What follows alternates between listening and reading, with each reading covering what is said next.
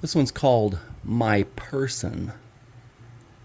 When a woman is looking for a man in the dating world and she uses the phrase my person instead of saying my man when referring to a past, current, or potential future male partner, she is displaying a microaggression of penis envy by an attempted emasculation of the male from man to person.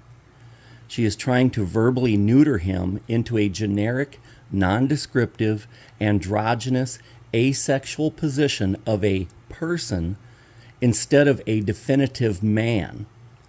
This is an attempt to psychologically pull the man down to her own level as a generic person, because to refer to him as her man would mean that she has to openly admit and acknowledge that he is her superior. This is blatant rebellion by the woman, since she is deliberately choosing to call him a person instead of accurately calling him a man.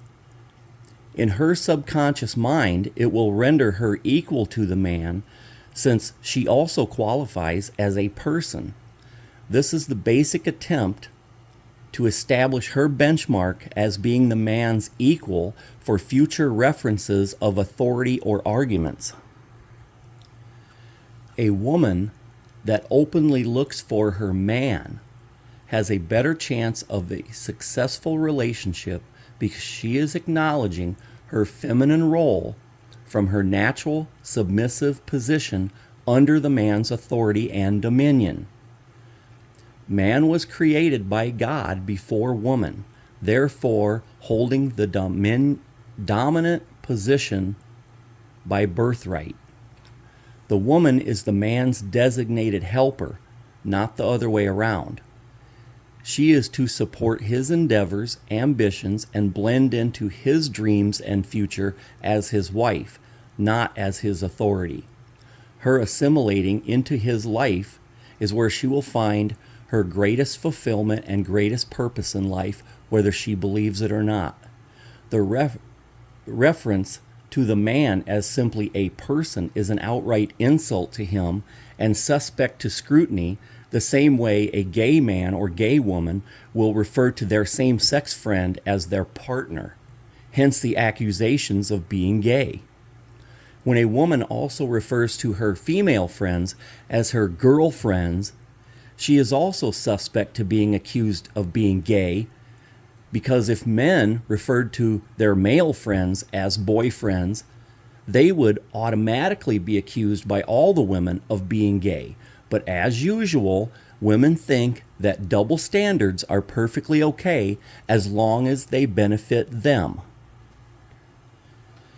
The fact that man was created by God before woman is the basis for another fact that women don't like to admit, which is that a man can only date down or at his own level, whereas a woman can only date up or at her own level.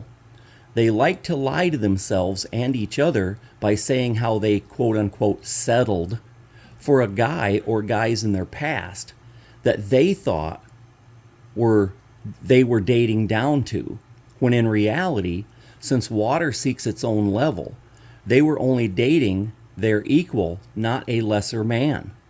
When a woman has been rejected by a higher value man, this will be displayed by her inability to deal with the rejection like an adult.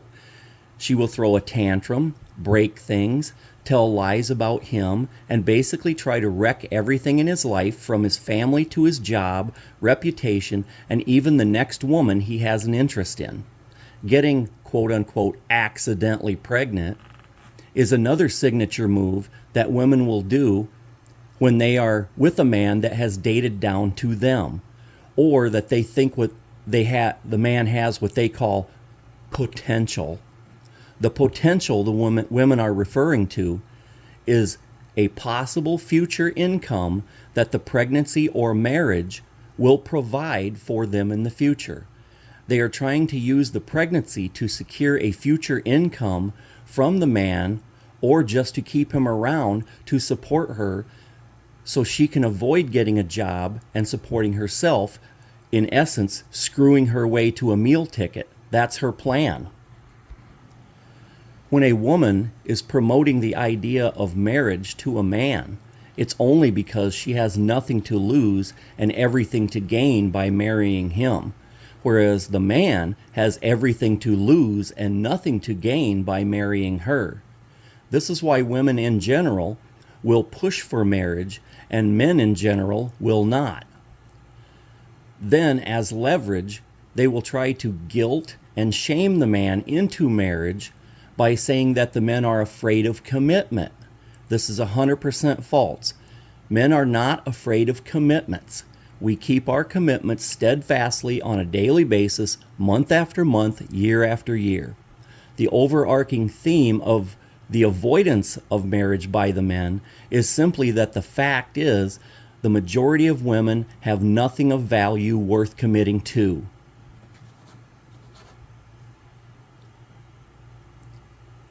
They know it as well as the men do, which is why the women push for marriage.